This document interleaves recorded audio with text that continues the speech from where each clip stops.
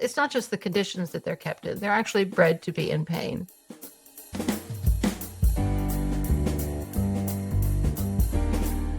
Welcome to the Hen Report. I'm Jasmin Singer. I'm Mariann Sullivan. We're so excited that you're here today. You know what, Mariann? I feel like I have been having a good couple of days. I feel like I'm jinxing myself. No, not like politically or like universally. No, we have to separate our lives from the life of the world. They're both important, but you can't just bundle them up together. Yeah, we had the AR gathering at your house the other day where we do like a professional people who work in animal protection in the Rochester area, and we had some new Even though I faces had to clean there. the house first. But well, no, the house is clean.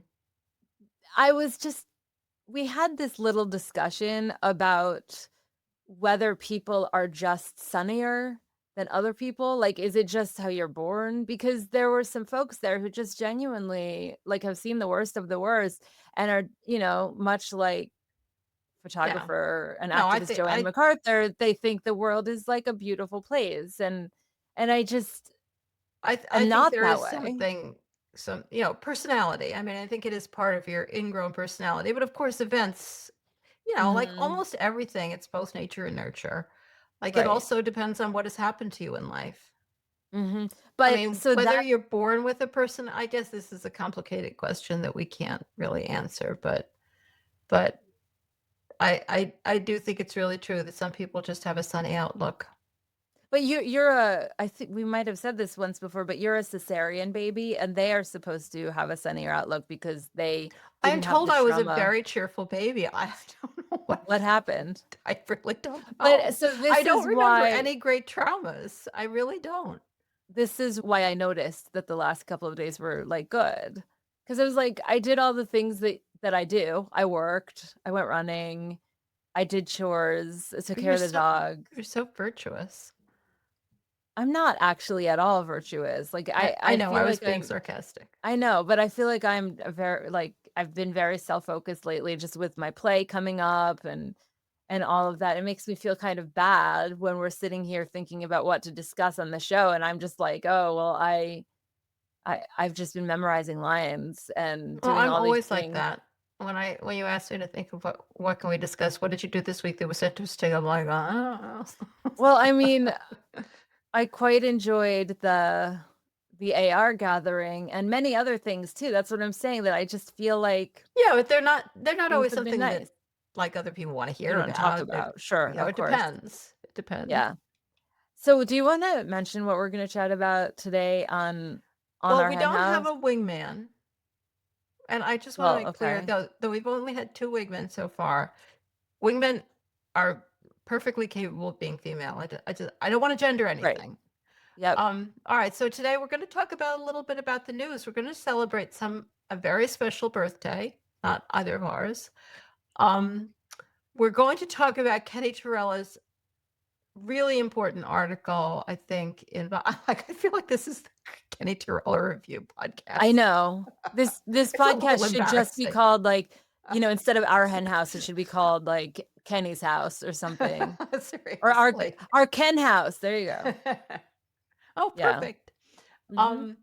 But you know, he's talking about quote unquote broiler chickens, and there was some controversy in my social media about the article, which we can talk about. We're going to talk about something that happened to somebody we met a long time ago in Switzerland. Does that intrigue everybody? We're going to talk about this is the really big thing to talk about in my world.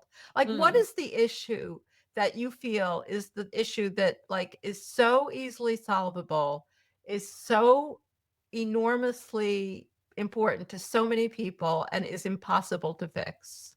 What is it? Horses and carriages in Central Oh, Park. for sure. Yeah. Like, it's insane that it still goes on. There's a huge movement against it. We're going to talk about it. It's not over. I don't want to overpromise here. Do you remember that one time, like probably 15, no, it had to be more than 15 years ago. No, it was definitely more than 15 years ago. When Twitter was, I feel like Twitter was young at the time. The horse-drawn carriage industry somehow latched onto me and, like, smeared me for, like, 24 Vaguely, hours. yeah, Yeah, yeah. and it was because I had been volunteering for an animal rights organization that was doing some work against the horse-drawn carriage industry, and, that organization closed, and someone decided that it would be a nice thing to forward the URL for their organization to our hen houses page. Oh, that's right, yeah. Because they were just a fan of our hen house, and they were No, like the web the manager, and horse and so they carriage industry in New York City, people do not understand what it's run by it's you know, insane. the It's insane. mob. Well, I don't know whether it's run by the mob. I don't think we should say that as fact. I don't Okay. understand the unbelievable amount of power it has, but, maybe Well, it's wavering, though we've said that 200 times before. it it's crazy I how mean, I don't think we should say that about the horse and carriage industry because that they'll come after us if we say sure. anything that's not Yeah. true, No, you're right, you're right. or and maybe Uh, even some stuff that is true. that was a very upsetting thing for me because Yeah, it yeah, was kind of like people didn't now everyone's smeared all the time online. This yeah, was sort of the early days of people yeah, being when we smeared still online. had some, like, minor sense of privacy. Minor, for Yeah. sure. I Like, also don't for people who are listening and not watching, I'm sorry to digress on this, but we have recently looked at videos that we've done, and we're that was painful. alarmingly different sizes, and Well, no, like, not in you life. told me We're we would fix this, and it's not I don't mean fixable. we're not alarmingly different You have to sizes get in closer li to your camera, that's the I real issue. can't. I Well, I can't. can't get further away. Well, then people are gonna have to deal with me being It minuscule looks and you like Gulliver's being Travels, Jackina and Beanstalk. I'm on the giant side, and you're on the Lilliputian side. I can't That's help it. It's the way my knees hit my desk. I Alright, we can't have get one more closer. article, which I'm super excited about. It's something to do with cultivated meat and in the Netherlands, and I think it's just brilliant. Right. Let's Alright, just so let's jump in. let's get into Just it since we have a nothing personal reminder to talk about. well, just a reminder for our listeners that the Our Hen House podcast is a wonderful universe that you're part of. And Rising Anxieties comes out on Tuesdays, the Hen Report, which is this on Thursdays, and the long form interview on Fridays. Bonus for Flock members comes out on Monday.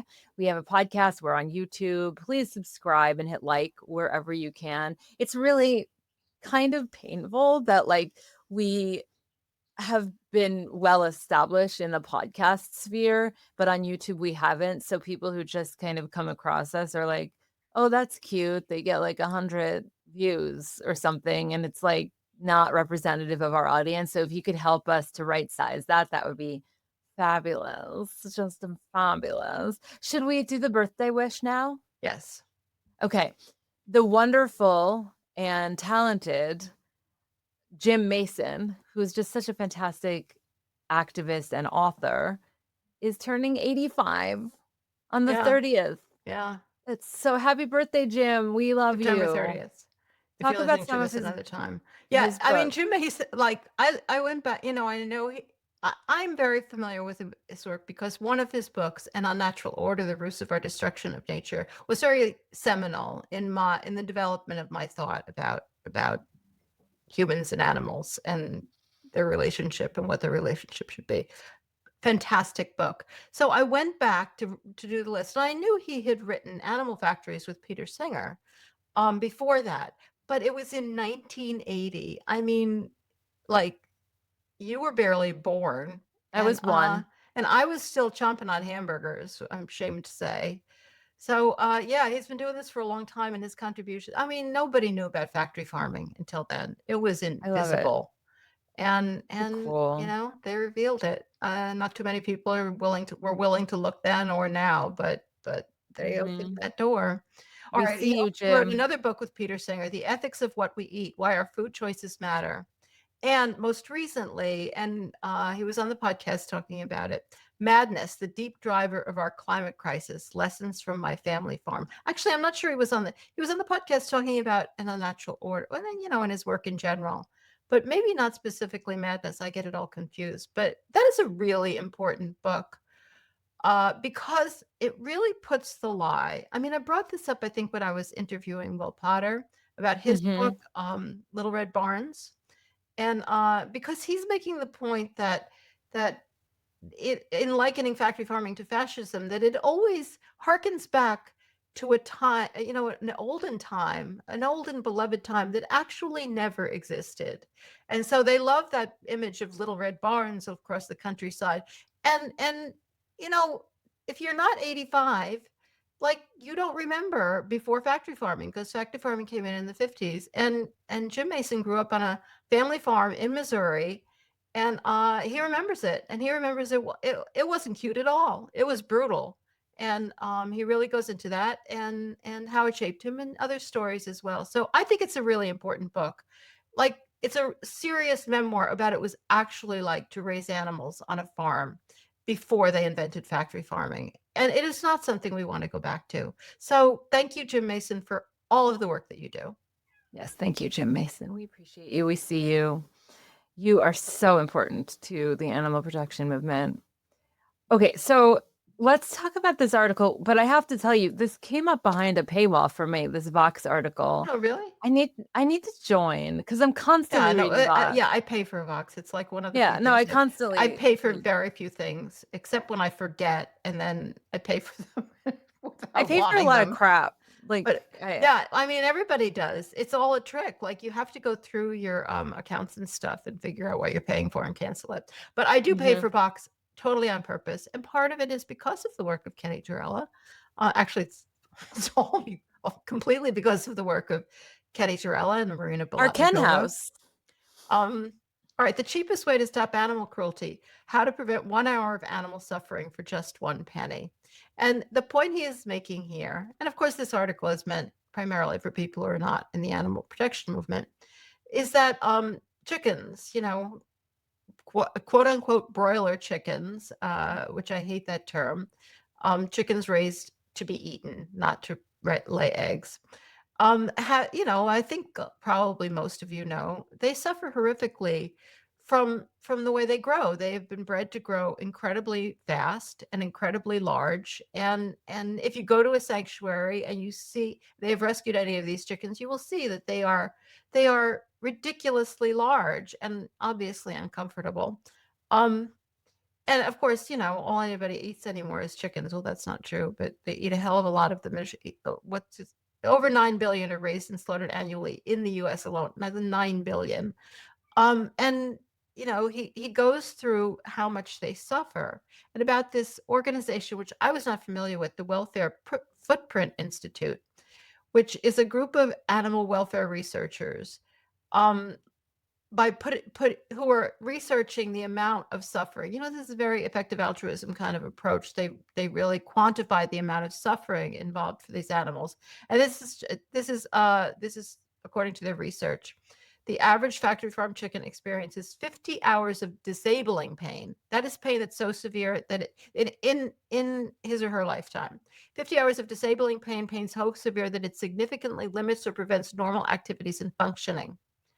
334 hours of hurtful pain or moderate pain that causes distress, 325 hours of annoying pain, a mild but distracting discomfort, and 30 seconds of excruciating pain, overwhelming pain that dominates their consciousness. Now, we're talking about 700 hours of pain, and they live for around 1,100 hours because they are killed when they're still babies, even though by then they're enormous. They still This isn't in this article, but what I've been told is that they still peep because they haven't developed enough to chirp yet. Um, Mhm. uh, and so they live for about 45 days or 1,100 hours. So, and they sleep for some of that. So basically, what it means is they're in pain for most of their waking hours, if not all of their waking hours.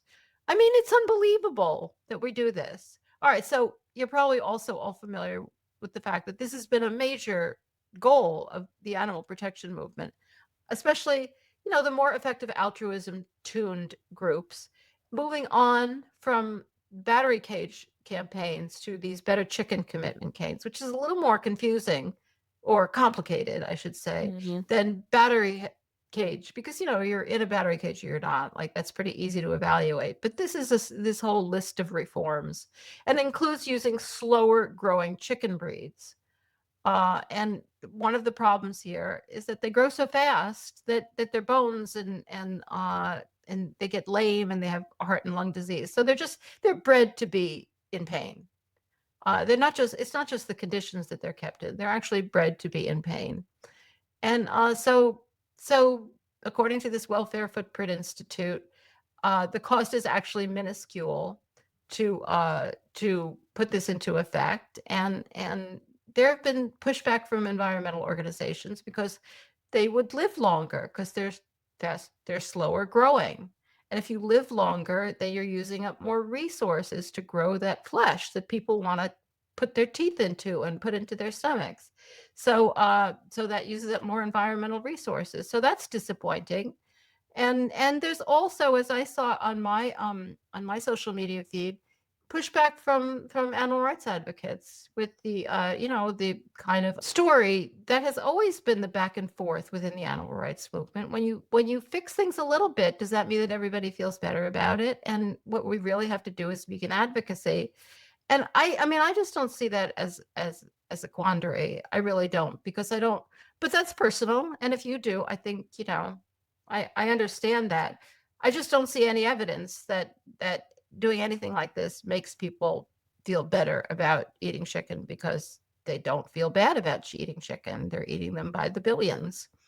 But the other quandary it raises for animal advocates is it like this is just so sick that we have to think about this.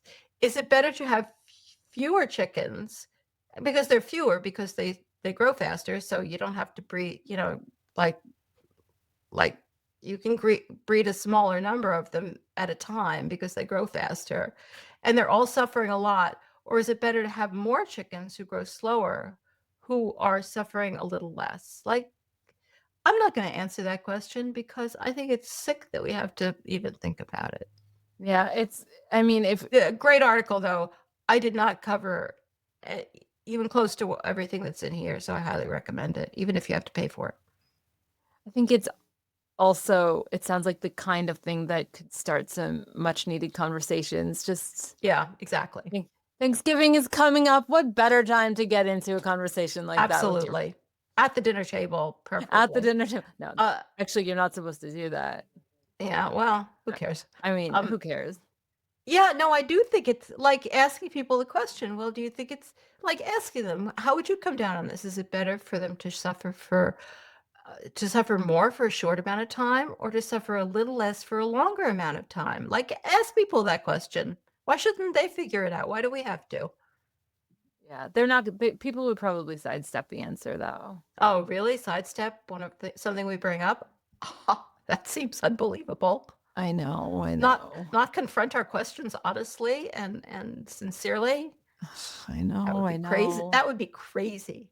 It's kind of been driving me nuts this week, to be honest. Like, I've been just seeing coverage of dairies opening and like how good it is for the community and Oh God, you're reading the wrong publications. It's really driving me completely insane, because if you think about any other institution that opened, that kind of story would be covered from multiple angles.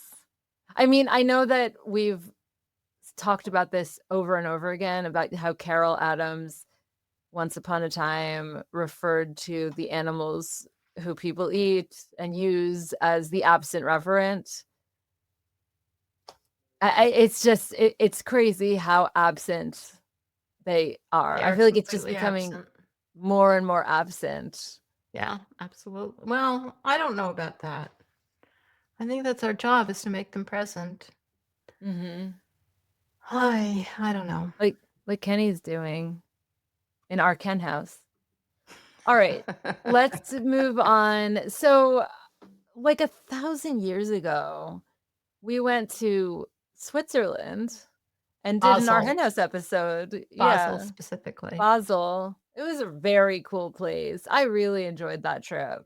Yeah, and did I have to speak at that? No, I don't think I did. Oh, you didn't? I think some kind friends and donors just financed us a trip so that we could go there No, there and was an animal law thing see the happening, speakers Marianne. and talk to people, get to know people. And Was one of there? the I don't know. people. Like, I don't remember what happened where or anything else. Okay. So I either spoke there or I didn't. Accurate. But we did interview Saskia Stuckey She was at one of that the people time. that we met there. She came to my birthday party. We had a birthday party for you there? Yeah, it was in a little restaurant and you got a cake. You know, That's right. Oh, yes. That was so cute. I yeah. completely forgot about that. Yeah, it was Wow. fun. Old And I'm file pretty sure folder. Saskia was there. That's right. I She remember was that. she Yeah. was a young lawyer and engaged in animal rights jurisprudence, just starting out. And here she just won the Lotsis Prize. And this is an article from the Swiss National Science Foundation. And I guess the Lotsis Prize is a pretty big deal because it's a pretty big article. Saskia Stuckey aims to establish animal rights. Go Saskia. She is a researcher and senior lecturer at ZHAW, which stands for the Zurich University of Applied Sciences in whatever language I guess they speak German in Zurich. And so she's a researcher and senior lecturer. I think I just said that. And she's laying the theoretical foundations for recognizing animal rights. I think I just said that too. All right, I'm sorry. I'm engaged in questions. This is the quote from her. I'm engaged in questions like what are rights? What qualifies someone or something as a right holder? And do or should animals have rights? And she was so astounded that she won this science prize that when they phoned her, she thought it was a prank. But no, they actually, like we never think anybody's taking us seriously, but I guess they're taking Saskia pretty seriously. And she has, I thought this was interesting. This article goes through some of her work, and she introduced this idea of categories of simple and fundamental rights. I mean, I know other people have used that language, but I really just like the way this is put. A simple animal right would be basically what we think of as current animal welfare. And I really like the idea of characterizing these as rights. Though not full rights, not fundamental rights, but a kind of right. And they protect secondary interests, such as the interest to be killed in a painless manner. That may be a welfare, but it's still a right. It's not a huge right, but it's a pretty important one. And I love that characterization. Mhm. But then she also, it's not like she thinks that that's all that animal needs. She also talks about fundamental rights, which are strong rights along the lines of human rights, such as the right to life or freedom. And she points out that based on this, animal rights and animal welfare can be reframed as complementary and not mutually exclusive legal approaches. I think this really resonates with the article we just was talking about broiler chickens. And does giving these chickens the right to be relieved of some of the pain they're suffering count as a right? And is it counter to the idea that nobody should eat them, or are these complementary? And should they be seen as complementary? I think this has always been and continues to be a fascinating discussion. And Saskia is obviously, she's breaking new ground. So yay. Yeah. Well done, Saskia. We were That there is very first. cool. We were there first With it interviewing was her. on episode 223. That was when we started our episodes with quotes. I Yeah. don't know who this quote was from. Oh, it's from Shakespeare. I've heard of him. Hell is Yeah. empty And and that all the dude. devils are here. Ain't that the truth? Oh, yes. Oh, yes, it is. All right, let's pivot. Let's talk about the horse-drawn carriage industry because there's been some movement. I mean, like not enough movement, not yet, but this is one of those industries that there's kind of never any real movement, and now there is. It seems Yeah, like the New York City mayor's race has gotten national attention, so a lot of people are aware of it. And the leading candidate at the moment is Zoran Mamdani. And the current mayor, who has gotten in a lot of trouble, and a lot of legal trouble, and is Eric Adams, and he's been on the podcast. He's like a vegan, more or less. Not totally, but Yeah, right. more or less. And he looks great, I have to say. And I'm saying that in the context of he also he considered veganism both from animal rights perspective, at least when he was talking with us, and from a health, it saved his life basically. And anyway, he was the first. He came out. He's running for mayor. He did not get the Democratic nomination. Zohran Mamdani did, and he came out and said he was opposed to the horse-drawn carriage industry, and he thought that it should be shut down. And I was like, "What? Like, what's going on here?" Because, like we were saying, there is just no more complex political issue than the horse-drawn carriage issue in New York City. And since he said that, I'm not sure whether they had taken a position on it before. But both of the other mayoral hopefuls, which is Zohran Mamdani and Andrew Cuomo, have come out and said, yeah, we agree. They should get rid of them.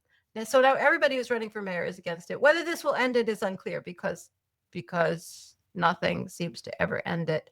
And there is a lot of pushback from the union that represents the horse-drawn carriage drivers. Like, can't they just get them another job? I don't know. Like, we always have to take care of all of these people who exploit animals in order to stop exploiting animals. But I'm excited. I mean, this could be it.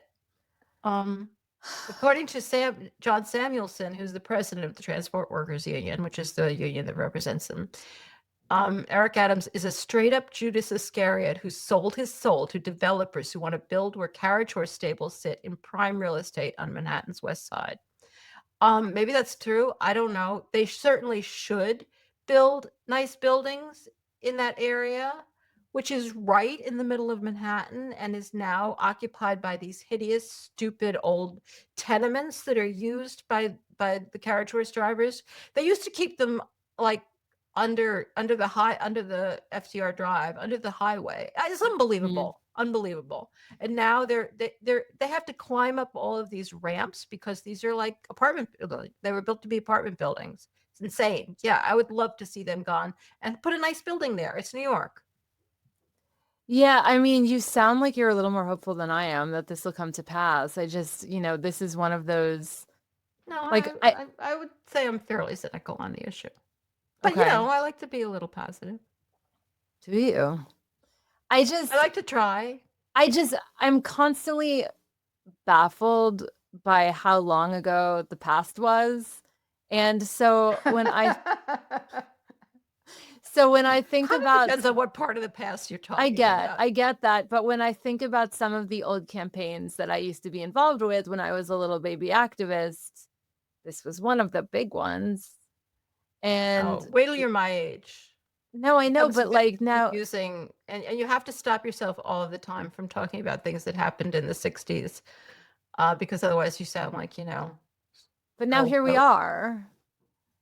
And we're talking about the same old thing again. And it's, No, it is the most ridiculous issue in yeah, I should mention, I alluded to this, but now I'm seeing the quote that Zohran Mamdani had actually backed the ban earlier this year, and he called the carriages inhumane and unnecessary. The recent piler on is former Governor Andrew Cuomo.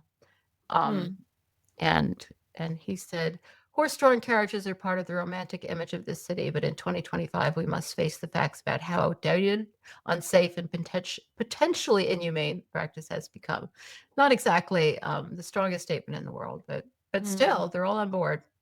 I mean, it's something. Like de Blasio was mayor years ago, and he promised, he was going to shut down the horse and carriage industry, and that didn't happen. I've been seeing these things online that talk about relationships and trauma. And one of the words that they use is breadcrumbing, that people who have been through trauma as a child might wind up in relationships as adults where their significant other is breadcrumbing them. I don't know what... Which means that they're just giving them little breadcrumbs, like enough so that they have something. Oh yeah, and well, that's pretty classic stuff. Sure, in relationships. of course. That's what your 20s are for, people. But, Well, figuring that shit out at worst. Don't. at worst. Yeah.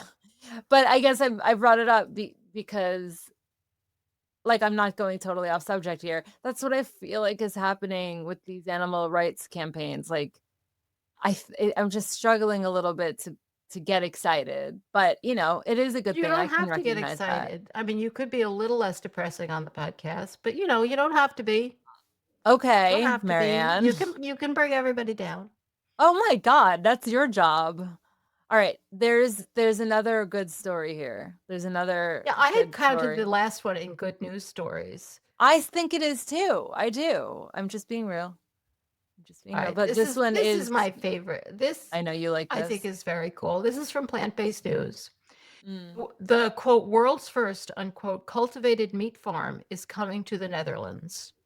All right, so uh the thing that's so cool Intriguing. about this, I mean, the Netherlands has been in the forefront of cultivated meat development, and but they've put this consortium that's come together called Craft, the Craft Consortium, and they include some universities, some companies that are developing cultivated meat, and they're funded by the European Institute for Innovation and Technology and the EU. So they've got some money behind them. And their model is to encourage farmers who are currently raising animals for food to integrate cultivated meat production into their businesses, because you don't have to be a huge corporation to do this. It can be small scale. Not that, some of these farms are huge.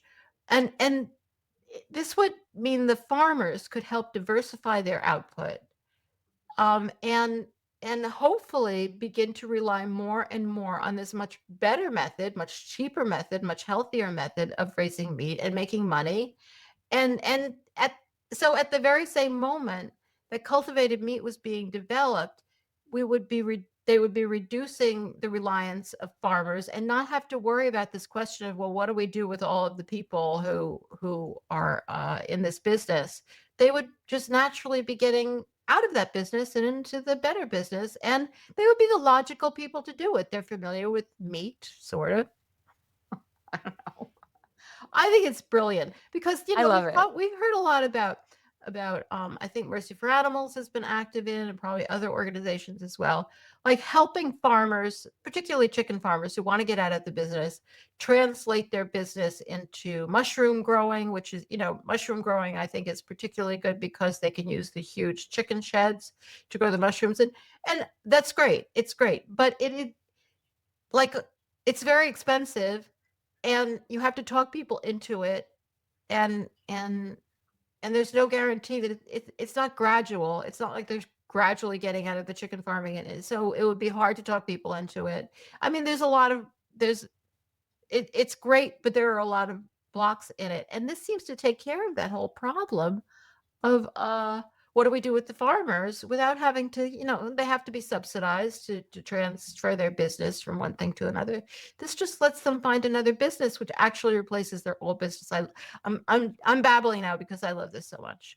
But what do you foresee as the future of, uh, I guess, cultivated meat farming? Like, where do you think this goes? Well, I mean, the hope is that the cultivated meat would, with government subsidies, but also with growing climate change, will become more and more popular until and as it becomes more popular and more people stop eating animals, it's going to become less acceptable to eat animals. It doesn't You don't have to pass laws for that. It's just that once you wake up and you see it and you stop eating them, like, you think what other people are just doing is creepy, so that'll it'll reduce it more. I mean, Mhm. and I I guess that's the vision, that I'm very excited the about side of this. their business, that it's gotta be so much better job to be raising cultivated meat than to be raising animals, which is just a brutal, brutal work. So Yeah, it's I just, mean, I think it'll take a week or 2, but, then it'll all be fixed. oh my gosh. A year? I don't Sure. know. Yeah. Why not? Why not? I love that story. This is one of the things I'm the most excited about and Yeah, hopeful that's a good about, one. I to was be glad I honest. found it. It would be a whole lot easier to, stop with the horse-drawn carriages. This one's harder. This one I'm more optimistic about. That is weird, isn't it? But Yeah, that's because totally. we've been through the ringer on Yeah, this is at least new. And meat eaters can pretend it was their idea. totally. And it doesn't have to be 100%, even though we would all like it to be 100%. It's like nobody's being forced to do anything. They're just being Yeah. given a new business opportunity. Well, I think we should end on that note because that is a good one. That's a positive note. Do you want to talk a little bit about what's coming up? Sure. Last Friday's interview, if you missed it, you would probably want to go back and listen to it because I thought these people were great. They were folks from Food and Water Watch. Also, we had a New York State legislator on, but this was not a particular state issue.